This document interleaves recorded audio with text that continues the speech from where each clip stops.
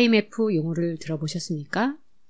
아니면 또렷하게 기억하십니까?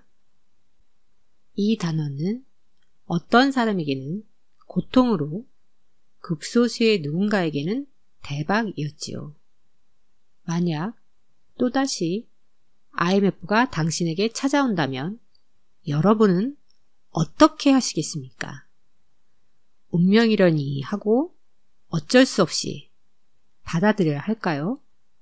아니면 미리 대비를 해서 반전의 기회를 만들어야 할까요? IMF는 분명 또다시 당신에게 다가옵니다.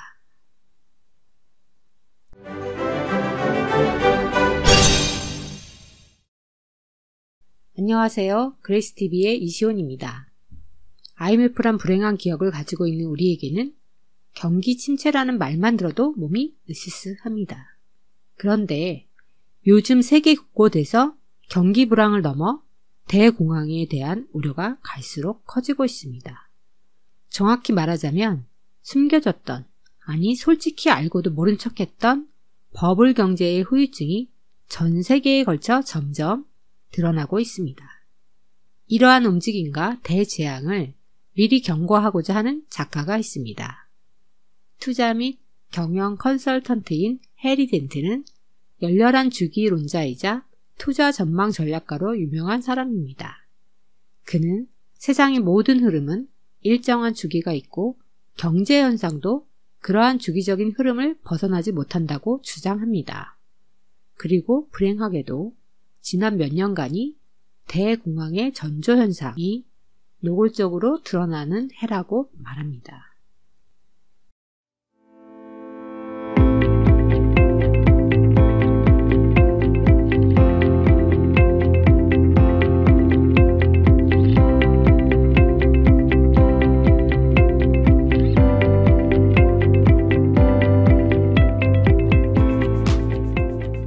제가 보기에 이 책은 크게 두 가지로 구분해서 쓰여 있습니다. 버블은 늘 존재하며 일정한 주기를 갖는다고 확신하는 작가는 첫 번째로 대형 버블로 인한 대공황이 조만간 우리에게 닥칠 수 있다고 경고합니다.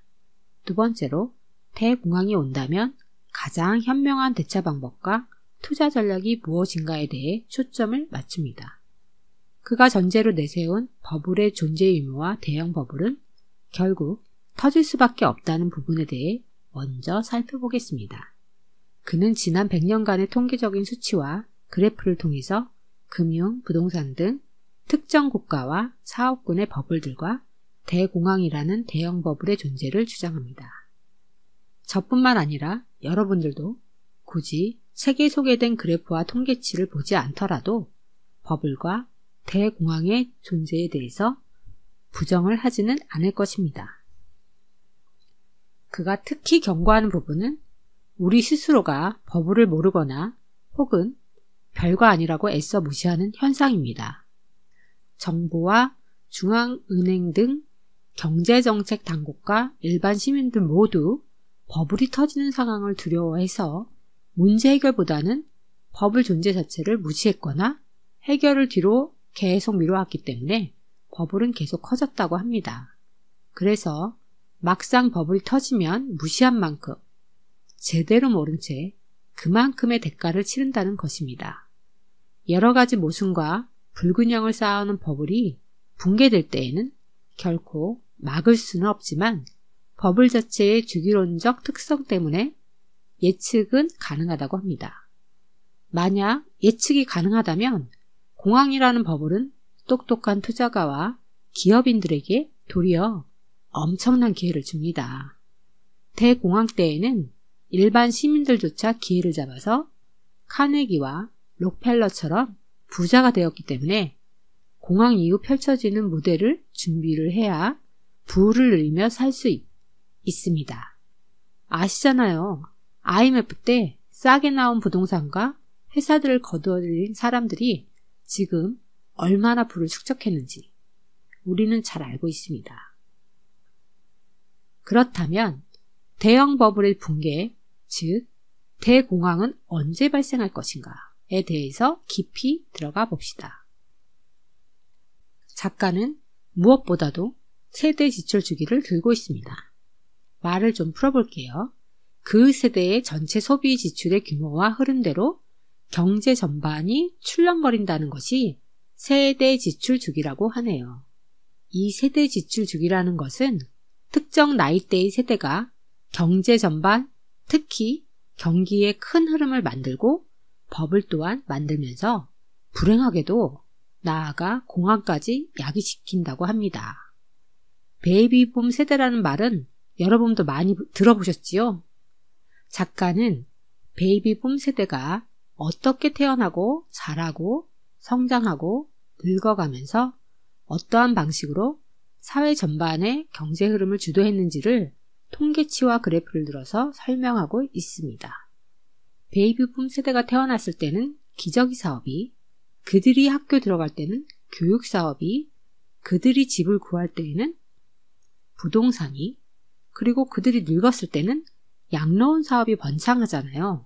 그런데요, 만약 그들이 이 세상에서 없어진다면 남는 기저귀와 학교들과 주택들은 어찌 될까요?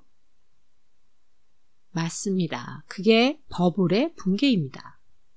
작가는 결국 경기 변동은 인구의 팽창과 쇠퇴가 가장 큰 영향을 끼치며 대공황도 결국 인구 절벽과 밀접한 관련이 있다고 주장합니다.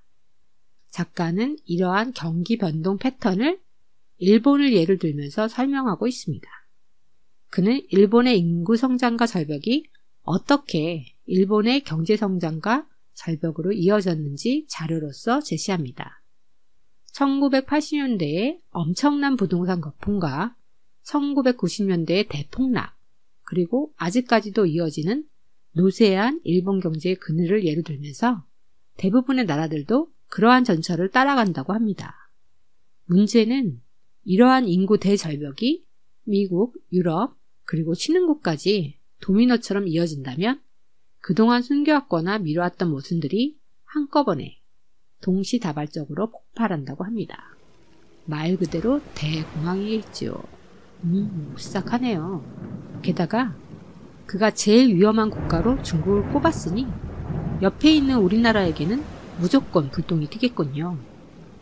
IMF 그 이상의 거대한 해일이 우리를 휩쓸고 전 세계로 퍼져서 나아가겠죠. 그렇다면 이걸 피할 순 없을까요? 불행하게도 작가는 피할 수 없다고 합니다. 특히 미국뿐만 아니라 유럽 등 선진국조차도 이러한 여러 가지 모순들을 해결하지 않고 자꾸만 뒤로 미루어서 버블의 규모만 더 키웠다고 비판합니다. 그렇다고 버블 붕괴 그 자체가 결코 부정적인 것만은 아닙니다.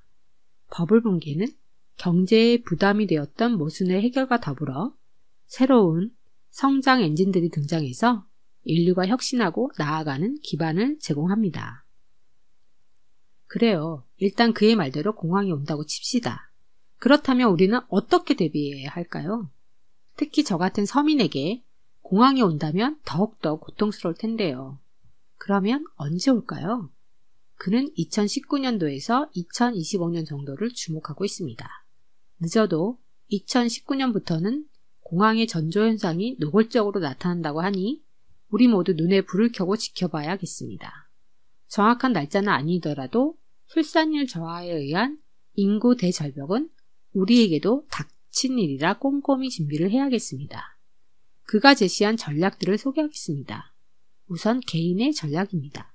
개인들은 되도록 현금 자산의 비중을 늘리라고 합니다.